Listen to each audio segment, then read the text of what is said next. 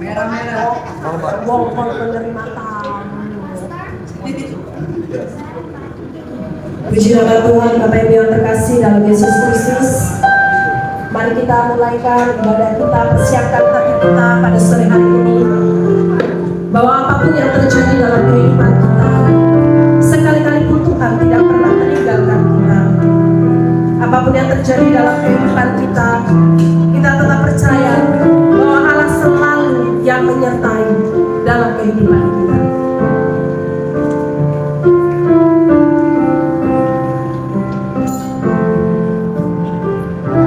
Musim akan selalu berganti, kasih Tuhan tetap abadi, tak akan berubah sampai selamanya. Ku tetap percaya, ku yakin Tuhan memberkati, ku yakin Tuhan melindungi,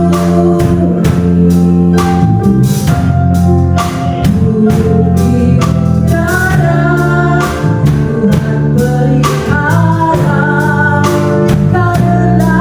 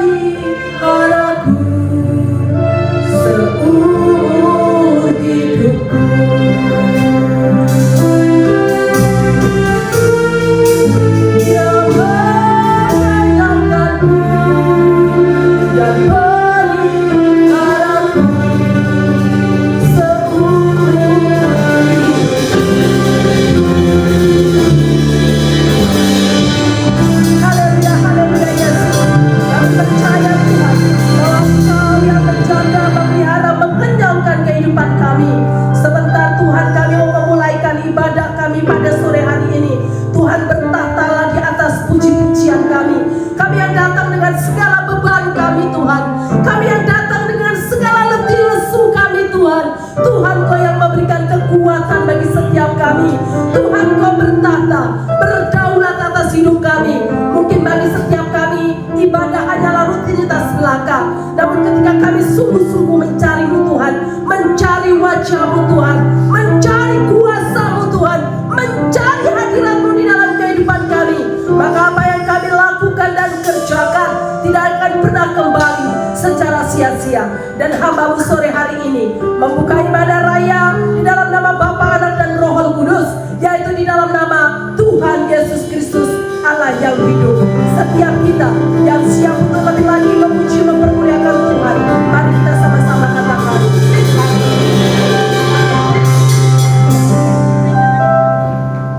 Shalom Bapak Ibu, apa kabar semuanya? Yes, amen. Gimana keadaan semua sehat? Yes. Meskipun cuaca tidak bagus, tapi kita percaya kuasa Tuhan ada di tempat ini.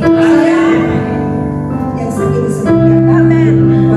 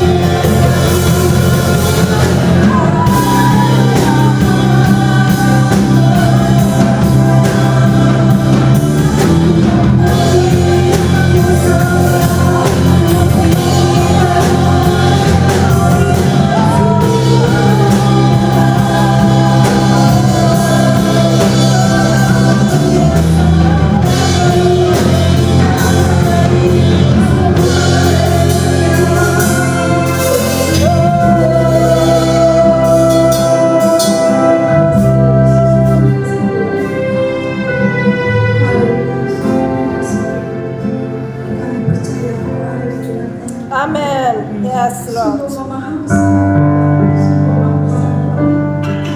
Tuhan Yesus, haleluya.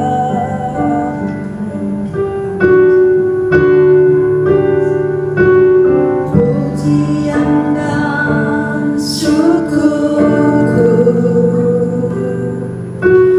ku bawa padamu dengan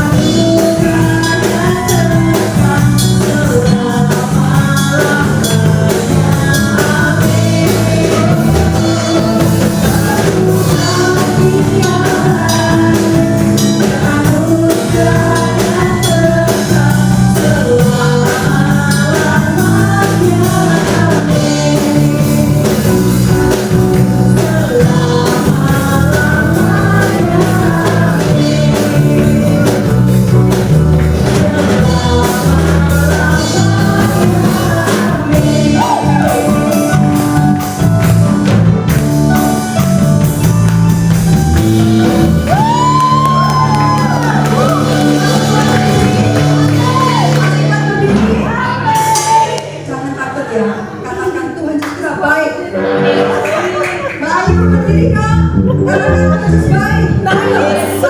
Jangan duduk. Wah, semangat ya.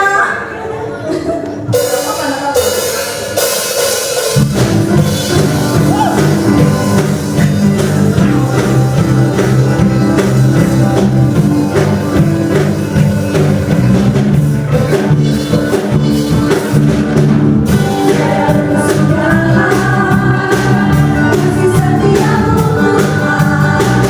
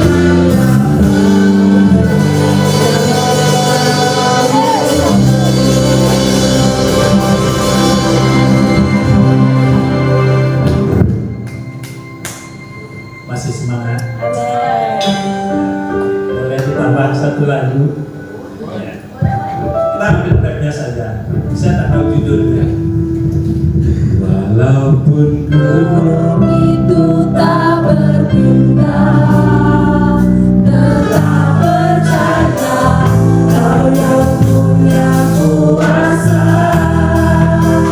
Sekalipun ku dalam lembah gelap, tak mengapa asal Kau di sampingku.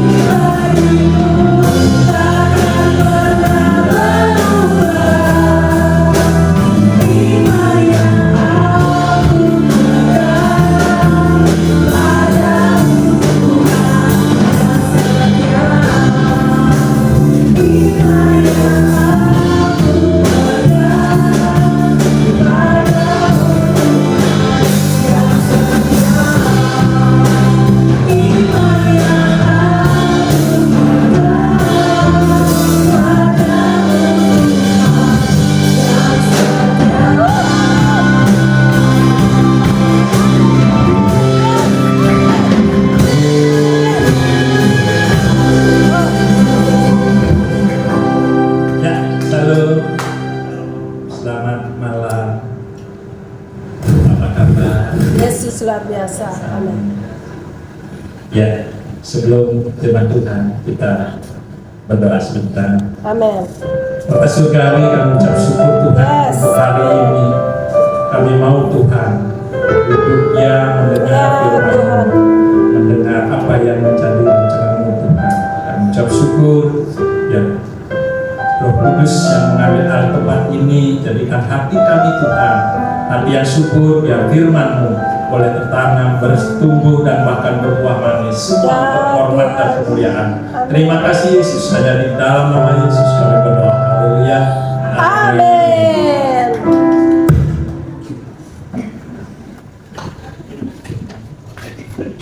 Ya, sekali lagi salam. Shalom. Selamat sore, selamat malam. Yes, amin. Firman Tuhan kali ini satu atau dua ayat saja, yaitu dari Filipi 3 ayatnya yang ke-13 dan 14. Mungkin ada yang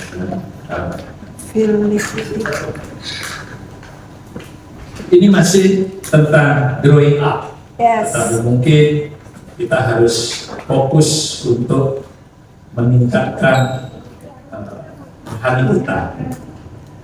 Filipi 3 ayatnya yang ke-13 dan 14. Amin. Kita akan baca bersama-sama. Yes. 1, 2, 3. Saudara-saudara, aku sendiri tidak menganggap bahwa aku telah menangkapnya, tetapi ini yang kulakukan. Aku melupakan apa yang telah di belakangku dan mengarahkan diri kepada apa yang di hadapanku. Ayat 14. Dan berlari-lari kepada tujuan untuk memperoleh hadiah, yaitu panggilan surgawi dari Allah dalam Kristus Yesus. Amin. Dalam Filipi ini tentu kita tahu ada 4 surat Rasul Paulus yang secara khusus ditulis di dalam penjara. Paling tidaknya dia saat itu berada dalam rumah tahanan di Roma. Nah, banyak hal tentu kita bisa menangkap situasi yang dirasakan Rasul Paulus, entah kesesakan, gundah, dan lain sebagainya. Dan sebelum ayat ini, di dalam Tesalonika pun yang mengatakan ya ada duri dalam dagingnya, dan dia mau duri itu dikeluarkan. Sampai 3 kali dia berseru kepada Tuhan. Lalu apa jawaban Tuhan? Cukuplah kasih karuniaku kepadamu, sebab di dalam kelemahanku, di dalam kelemahan Rasul Paulus, maksudnya kuasaku akan sempurna bekerja. Sehingga Rasul Paulus tidak perlu bermegah di dalam hal-hal yang lain kecuali bermegah dalam kelemahan. Sebab firman Tuhan katakan dalam kelemahan itulah kuasa Tuhan akan bekerja sempurna. Bagaimana dengan kita? Nah, ini yang akan dibahas dalam Filipi tadi, bahwa di awal-awal ayat ini, yaitu ayat ke-13 ini pun Rasul Paulus juga masih bernada sungguh luar biasa. Nadanya begitu merendahkan diri. Dia merasa meskipun dia dipilih langsung oleh Tuhan Yesus, yaitu di dalam Kisah Para Rasul 9 ayatnya 15 jelas sekali. Tuhan Yesus memilih langsung Rasul Paulus untuk menceritakan kabar baik itu, menceritakan tentang pribadinya kepada bangsa-bangsa lain selain bangsa Roma, kemudian juga kepada raja-raja, dan kemudian kepada bangsa Israel itu sendiri. Kemudian dia di sini kelihatan sekali kerendahan hati dari seorang Rasul Paulus, yaitu bahwa dia tidak menganggap dirinya sudah bisa menangkap apa yang Tuhan Yesus sampaikan kepada dia. Paling tidak dia menganggap dirinya belum sempurna, dan dia perlu melupakan masa-masa yang sudah dia lewati. Artinya, mungkin ada pepatah yang mengatakan yang menjadi antitesa daripada ayat ini, yaitu pengalaman adalah guru yang terbaik. Pengalaman itu bukankah suatu hal masa lalu, tetapi di sini Rasul Paulus mengatakan kita melupakan hal-hal yang ada di belakang kita, artinya masa lalu. Apakah itu masa lalu yang betul-betul tidak mengenakan sehingga membuat kita menjadi kacau dalam menentukan arah? Apakah masa lalu yang benar-benar keberhasilan sehingga membuat diri kita jumawa atau sombong? Nah, kemudian Rasul Paulus jelas mengatakan dalam ayat ini ada 2 hal lagi selain hal tadi, kerendahan hati itu. Ada 2 hal lagi, yaitu dia benar-benar melupakan masa yang sudah berlalu itu, dan dia fokus menatap masa depannya. Ini hal yang penting. Masa depan bagi seorang Kristiani, apa yang dikatakan firman Tuhan? Sebab begitu besar kasih Allah akan dunia ini, lalu Bapa itu mengaruniakan anaknya yang tunggal itu, sehingga supaya barang siapa percaya kepadanya tidak binasa, melainkan beroleh hidup yang kekal. Ini tidak binasa roh kita, kembali kepada Tuhannya, pada asalnya, dan memperoleh hidup yang kekal. Ingat satu hal, hidup yang kekal itu hanya ada di dalam Yesus. Sehingga saya ingin mengatakan tadi, lagu terakhir tadi, iman kepada Tuhan yang setia. Amin. Kepada Tuhan yang setia. Saya juga, apa sih iman? Kalau di dalam kitab suci mengatakan, di dalam Ibrani itu dikatakan iman itu katanya dasar dari apa yang kita harapkan. Tidak cukup Bapak Ibu. Yang kedua dikatakan iman itu adalah bukti dari apa yang tidak kita lihat. Tidak juga cukup. Sesungguhnya iman itu secara gamblang kita rasakan adalah kepercayaan kita kepada Yesus. Dari mana hal itu berakar dari sebuah perjanjian. Saya sudah cukup tadi, janji Tuhan itu yang tadi. Yohanes 3 ayat 16, itu janji Tuhan. Menjanjikan kita tidak binasa dan beroleh hidup yang kekal. Lalu janji kita itu apa? Karena berakar dari sebuah perjanjian.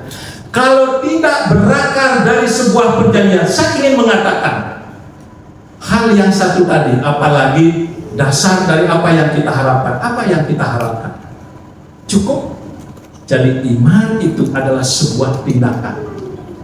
Percayaan, ada ikatan di sana, ikatan perjanjian. Kemudian janji kita apa? Kita coba baca Wahyu 2 ayatnya yang ke-10b saja. Mungkin sedikit saja.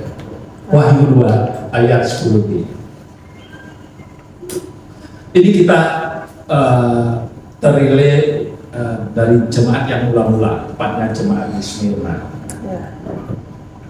Saya baca B aja. Hendaklah engkau setia sampai mati, dan aku akan mengaruniakan kepadamu mahkota kehidupan. Sederhana banget. Jadi janji kita itu, pegang itu, taat dan setia. Artinya setia itu melahirkan sebuah ketaatan. Makanya di dalam 10 kebenaran itu, di 10 buah roh itu, yang ada itu kesetiaan, bukan ketaatan. Tetapi ketaatan itu lahir dari sebuah kesetiaan. Jadi tidak perlu ada kedua-duanya, sehingga tidak salah menafsirkan karena buah-buah roh itu. Lalu hal yang lain juga, Rasul Paulus juga mengatakan banyak hal. Salah satunya, tetapi nyatakanlah di dalam keinginan kita, yaitu dalam doa dan permohonan. Jadi Rasul Paulus itu memerintahkan nyatakan keinginan kita dalam doa dan permohonan. Artinya doa dan permohonan itu dua hal yang berbeda. Kalau doa mungkin roh kita itu benar-benar menyembah kepada Tuhan, bukan sekedar bicara. Maksudnya sampai berbusa pun mulut kita, sebenarnya kalau roh kita lain melempem, nah itu tidak connect. Bahkan di ayat lain katakan kan, menyembah dalam roh karena Tuhan itu roh, kayaknya berdoa dalam roh. Kemudian permohonan itu tentu sudah bisa kita bedakan. Bahkan Raja Daud, bagaimana dia saat melakukan kesalahan, berzina dengan Batseba, apa yang dia katakan? Dengan nyaring aku berseru-seru kepada Tuhan, dengan nyaring aku memohon kepada Tuhan. Jadi intinya bahwa untuk mendapatkan mahkota kehidupan itu ada hal-hal yang harus kita lakukan. Tadi Rasul Paulus menyatakan melupakan masa di belakang kita, masa lalu. Apapun itu, entah betul-betul kita difitnah, takut, lupakan dulu. Itu kata Rasul Paulus. Dan beliau ini salah satu rasul yang luar biasa, sangat berpengalaman dan betul-betul dekat dengan Tuhan. Sehingga dalam perjalanan dia melayani pun, di dalam laut dia menyeberang, terkatung-katung, dia tetap bisa selamat. Oleh karena itu, kita belajar sedikit dari Rasul Paulus. Kemudian hal yang lain, di ayat 4 itu, 14 itu tadi dikatakan kita berlari-lari. Rasul Paulus maupun Rasul Yohanes itu selalu mengumpamakan di dalam kita mengiring Tuhan itu ibarat seorang atlet. Kita berlari-lari mengejar tujuan itu. Nah, kalau pelari itu, atlet itu tujuannya adalah garis finish. Dan seorang saya pernah waktu SMP tahun 77 saya jadi atlet pelari saat itu, lari 100 malah.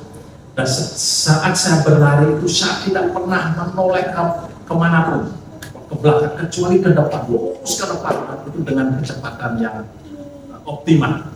Nah, inilah yang dimaksudkan Rasul Paulus, itu fokus dengan apa yang menjadi tujuan kita. Tujuan kita tadi sudah disebut tadi, kehidupan kekal. Itu merupakan blueprint yang tidak pernah dirubah oleh siapapun. Yohanes 3 ayat 16 itu di bagian B ya, memperoleh kehidupan kekal. Dan tentu hal-hal seperti ini tentu kita menjadi perhatian kita.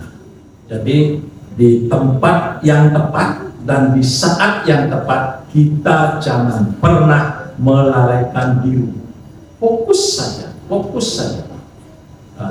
dalam pelayanan apapun. Tapi kita terpenting itu kan mengasihi sebenarnya. Makanya Rasul Paulus ini sebenarnya intinya juga mengasihi Allah yang nyatakan. Kalau kita mengasihi Allah, ya fokus.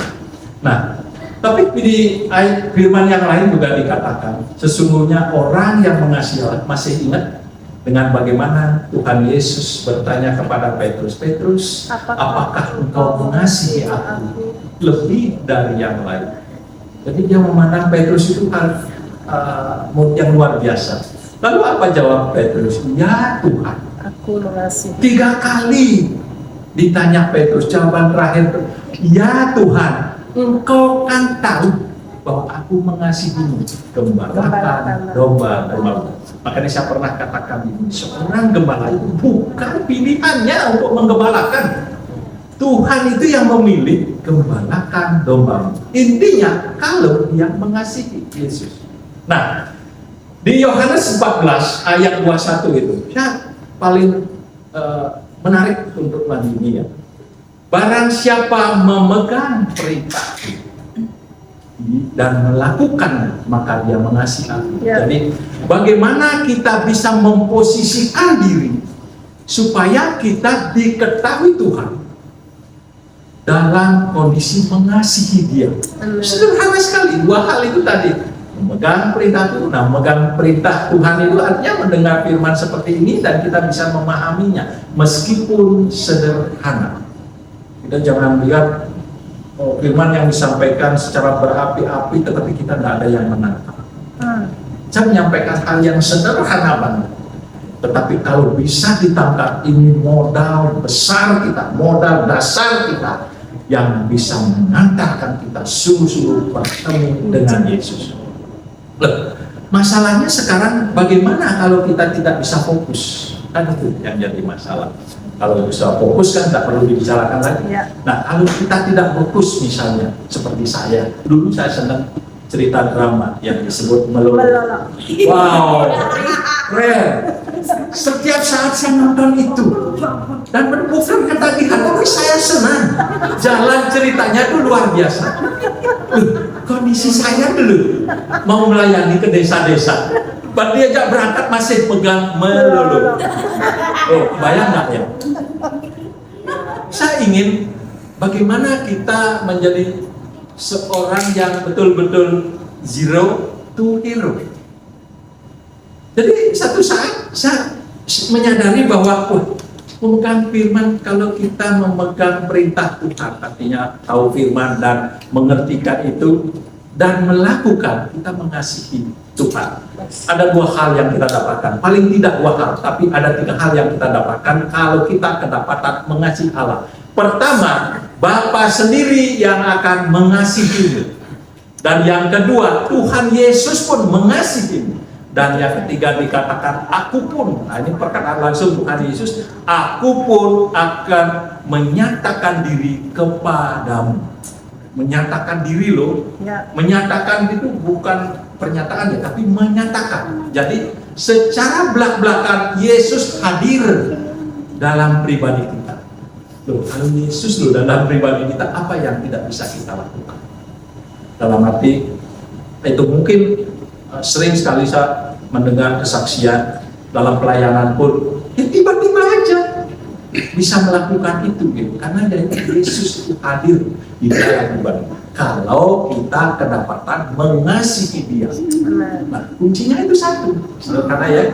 Nah, kemudian hal yang lain dikatakan tadi, berlari-lari mengejar tujuan.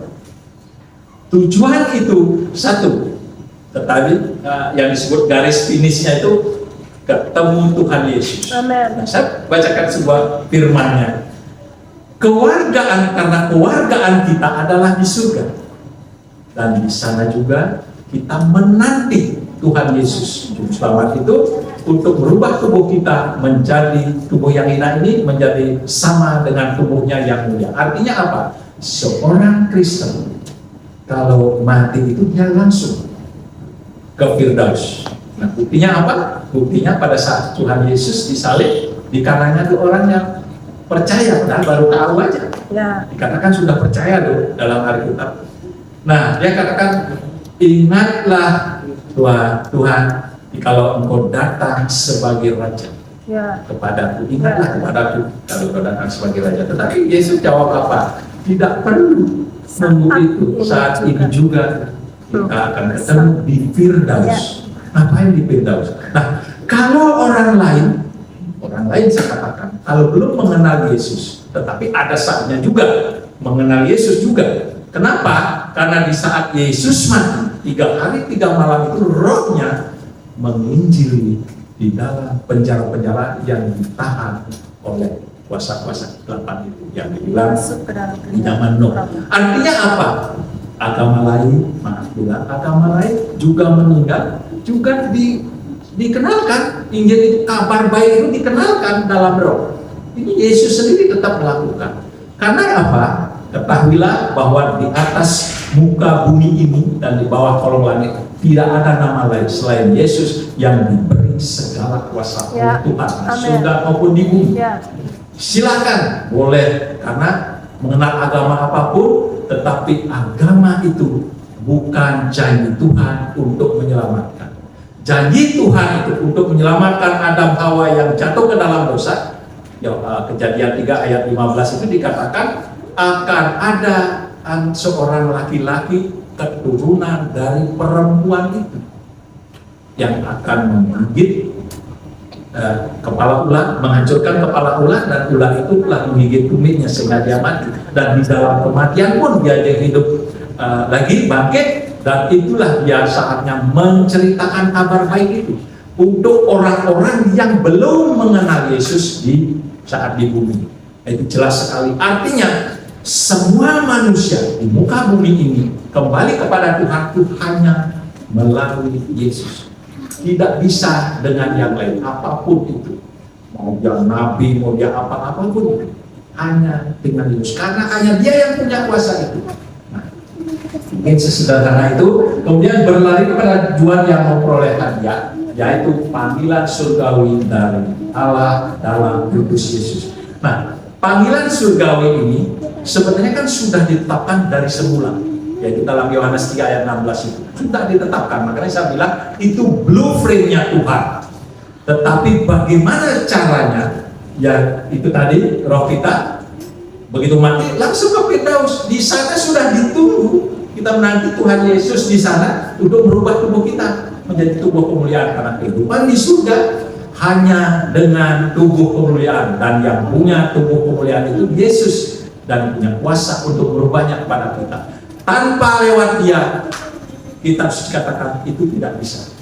Karena kehidupan surga itu adalah kehidupan Allah Bapa kita dengan tubuh kemuliaan. Misalnya agama lain, kalau tidak ada tubuh kemuliaan itu tak bisa. Makanya dia ada namanya siksa kubur, alam basah, maupun surga-surga yang 7 itu. Surga pertamanya di langit keberapa, surga dan seterusnya. Nah, mungkin seperti itu, sederhana sekali. Saya ingin menyampaikan hal-hal yang bisa kita tangkap secara sederhana, tetapi kita benar-benar asal sungguh-sungguh melakukan, maka kehidupan kekal itu benar-benar kita alami. Bahkan di dunia ini itu sudah bisa kita merasakan suasana surga, yaitu apa? Kebenaran, damai sejahtera, dan sukacita yang dikerjakan oleh Roh Kudus. Mungkin sederhana itu. Terima kasih untuk waktunya. Terima kasih Tuhan untuk yang saat yang indah ini. Kami mengucap syukur untuk itu semuanya. Ya Roh Kudus yang akan terus bekerja dalam pribadi kami, mengajari kami untuk mengenal Yesus lebih lagi, sampai kami benar-benar diubahkan menjadi sempurna seperti Tuhan Yesus. Ubah karakter kami Tuhan, ya sesuai dengan karakter Tuhan Yesus sendiri. Terima kasih Yesus, hanya di dalam nama-Mu saja kami berdoa, ucap syukur senantiasa. Haleluya. Amin. Sekarang Bapak Ibu diberkati dengan firman pada malam hari ini. Bapak Ibu diberkati dengan firman pada malam hari ini. Amin. Mari siapkan kita persembahan. Kita akan menyanyikan satu pujian.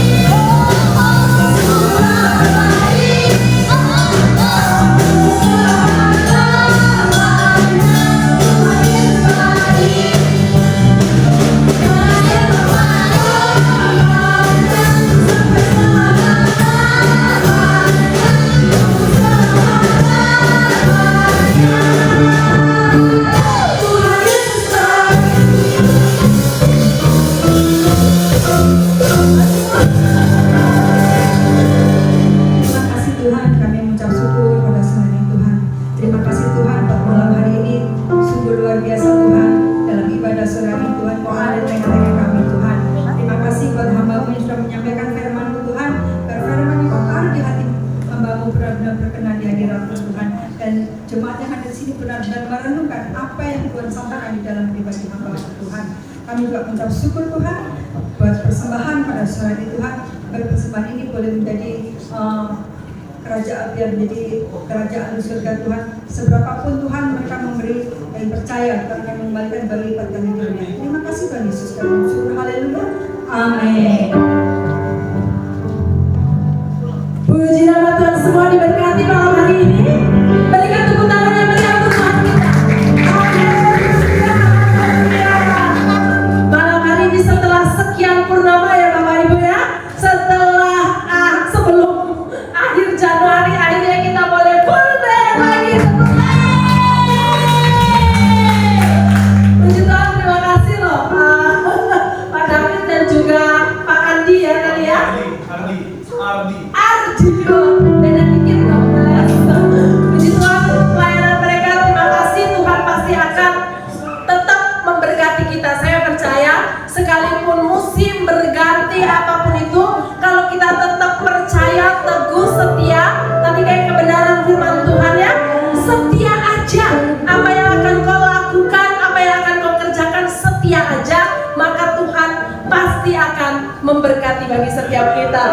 Hari ini banyak wajah baru. Nanti setelah setelah ibadah mulai berkenalan, ada Stella, ini teman saya kuliah S1 Bapak Ibu ya, dan baru datang dari Jakarta. Welcome home Kak Stella. Sama siapa tadi namanya? Bianca dan Stella. Tuhan memberkati. Ada Bu Ayu yang terakhir ketemu tahun lalu ya, hari ini boleh hadir bersama-sama dengan kita. Dan ada Ibu siapa tadi? Yanti, Ibu Yanti boleh bersama-sama dengan kita. Teman-teman kita, saudara dalam Kristus ya, boleh saling berkenalan, bertemu, supaya kalau di jalan ketemu bukan lagi hey gitu ya, tapi boleh panggil hai Ibu Yanti, Pak Ardi, Pak David. Pak David hafal ya, kalau Pak David pasti hafal lah ya, sekali lihat langsung hafal gitu ya. Puji nama Tuhan untuk jemaat yang tetap setia. Puji nama Tuhan, kita bersyukur kepada Tuhan yang ada masa-masa goncang tidak setia, tetap berdoa, mereka boleh kembali datang beribadah untuk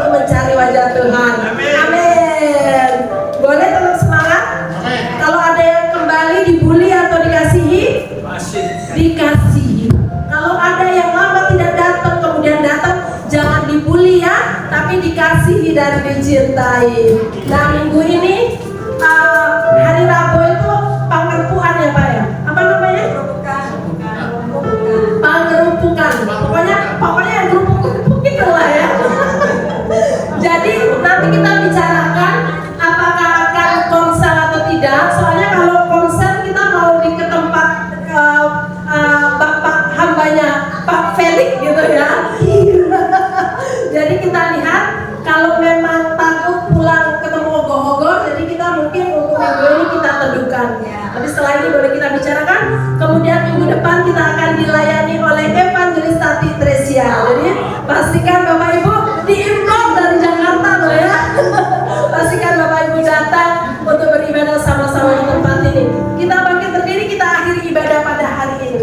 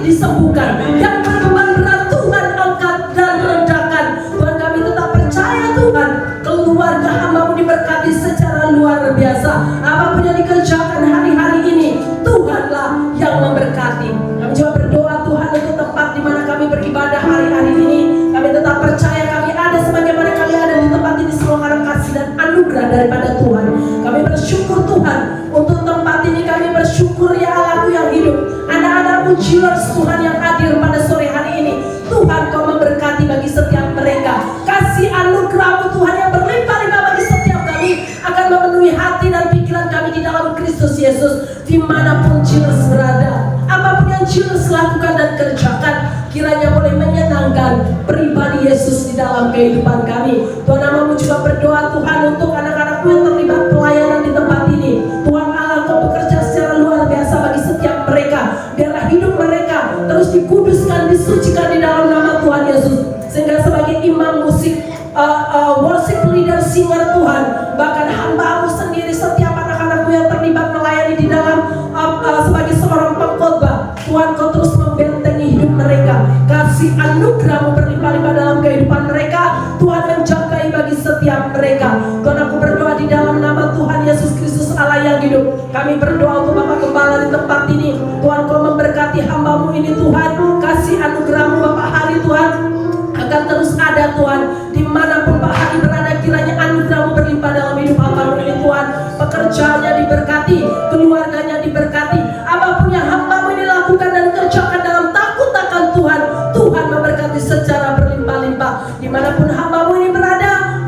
kasih anugerah daripada Tuhan senantiasa mengikuti hamba-Mu ini. Kami juga berdoa untuk Nusa Dua Bali Tuhan.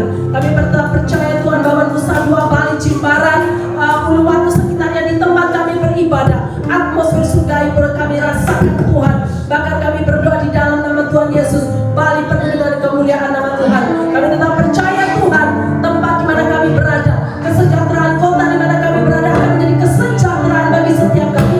Itu sebabnya kami berkati Pulau Bali ini Tuhan. Kasih anugerah-Mu berlimpah-limpah bagi Pulau Bali. Mata Tuhan memandang bagi pulau kami. Kami bersyukur untuk bangsa kami Indonesia. Kami ada di bangsa kami Indonesia bukan secara kebetulan, namun karena kasih Allah bekerja bagi setiap kami. Itu sebabnya Tuhan, kami terus memberkati bangsa kami. Kiranya bangsa ini boleh hidup takut akan Tuhan. Apapun yang dikerjakan oleh pemimpin kami Tuhan, baik Bapak Presiden Tuhan, Bapak Prabowo Subianto maupun Bapak Gibran, bahkan menteri-menteri kabinet DPR yang ada, bahkan sampai dengan RT RW Pecalang. Tuhan, aku berdoa di dalam nama Tuhan Yesus Kristus, kiranya roh takut akan Tuhan menyertai bagi bangsa kami Indonesia. Kami juga berdoa untuk perdamaian dunia Tuhan, baik itu Iran Tuhan, Israel, Amerika, ataupun negara-negara yang terlibat di dalam perang Tuhan. Kami tetap merindukan kedamaian Tuhan bagi dunia ini. Kami tetap berdoa Tuhan, kiranya setiap leader-leader, pemimpin-pemimpin yang ada, mereka boleh menyerukan perdamaian atas bangsa-bangsa Tuhan, sehingga apa yang menjadi kerinduan Tuhan, hendaklah Engkau satu, sama seperti Bapa dan Aku adalah satu, boleh terjadi di atas muka bumi ini. Terima kasih Tuhan Yesus yang baik. Akhir ibadah ini kami mempersembahkan hidup kami Tuhan sebagai hidup persembahan yang hidup dan kudus di hadapan-Mu Tuhan. Sisa waktu kami yang ada kami persembahkan untuk hormat dan kemuliaan nama Tuhan. Kiranya buah roh itu boleh terus kami lakukan dan kerjakan dimanapun kami berada. Makanan minuman yang akan dinikmati selepas ibadah ini Tuhan memberkati, menguduskan, menyucikan. Bahkan pembicaraan kami, apapun yang kami ucapkan Tuhan, kiranya boleh menjadi berkat bagi rekan sesama kami. Doa yang jauh daripada sempurna ini biarlah kami satukan seperti doa yang Tuhan Yesus ajarkan bagi setiap kami. Bapa kami yang ada di surga, dikuduskanlah nama-Mu, datanglah kerajaan-Mu, jadilah kehendak-Mu di bumi seperti di surga. Berikanlah kami pada hari ini makanan kami yang secukupnya, dan